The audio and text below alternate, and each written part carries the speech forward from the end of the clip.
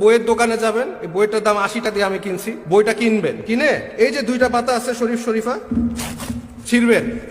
ছিঁড়ার পরে ওই বইটা আবার দিয়ে দিবেন, দিয়ে বলবেন এটা কম,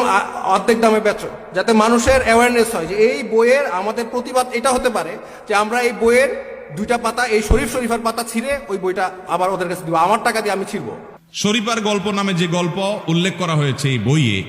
এটা হলো এই বছরের সবচেয়ে জঘন্য কর্মগুলোর মধ্যে থেকে একটা। আমাদের সমাজে কিছু অসভ্য লোক আছে, এই অসভ্য লোক, কিছু নোংরা কিচিমের মানুষ আছে, এই নোংরা কিচিমের মানুষরা